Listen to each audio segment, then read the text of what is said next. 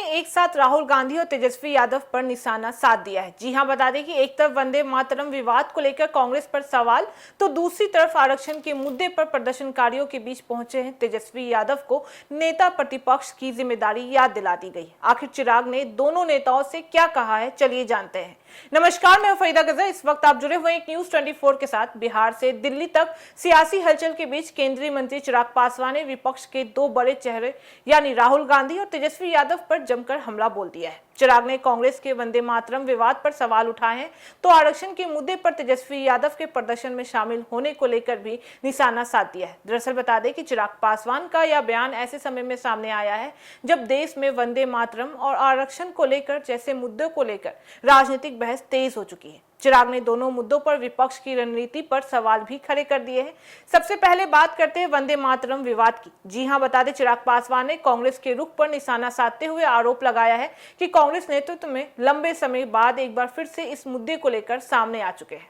उनका कहना है कि विपक्ष को यह बताना चाहिए कि आखिर अभी वंदे मातरम का मुद्दा क्यों उठाया जा रहा है। चिराग ने आरोप भी लगाया है कि संसद के पूरे मॉनसून सत्र के दौरान विपक्ष की ओर से कई मुद्दों को लेकर सदन की कार्यवाही प्रभावित भी हुई है और इसी तरह के मुद्दों के जरिए देश के दूसरे महत्वपूर्ण विषयों से लोगों का ध्यान हटाने की कोशिश भी की जा रही है। जी हाँ, बता देते हैं कि चिराग का सीधा आरोप है कि कांग्रेस और विपक्ष मौजूदा राजनीतिक मुद्दों के जरिए सरकार को घेरने के साथ साथ दूसरे जरूरी विषयों से ध्यान भटकाने की कोशिश भी कर रहे हैं। इसके बाद से चिराग पासवान ने बिहार की राजनीति से जुड़े हुए एक अहम मुद्दे पर तेजस्वी यादव को भी घेर दिया है। जी हाँ, बता देते हैं कि दिल्ली के जंतर मंतर पर जाति आधारित आरक्षण खत्म करने की मांग को लेकर प्रदर्शन भी चल रहा है। इसी प्रदर्शन के बीच से नेता प्रतिपक्ष तेजस्वी यादव भी प्रदर्शनकारियों के समर्थन में आज के पहुंचे हैं। इसी को लेकर चिराग पासवान ने तेजस्वी यादव की भूमिका पर सवाल भी उठाया है। चिराग ने कहा है कि तेजस्वी यादव बिहार विधानसभा में नेता प्रतिपक्ष है और इस पद के साथ उनकी जिम्मेदारी भी ज्यादा बनती है। उनके मुताबिक अगर छात्रों या किसी भी वर्ग से जुड़े हुए ऐसे मुद्दे हैं तो उन्हें सदन की कार्यवाही के दौरान मजबूती से उठाना ज्यादा बेहतर भी होता है। चिराग का कहना है कि जो मुद्दे अब सड़क पर उठाए जा रहे हैं उन पर विधानसभा या सांसद के अंदर भी गंभीर चर्चा होनी भी चाहिए।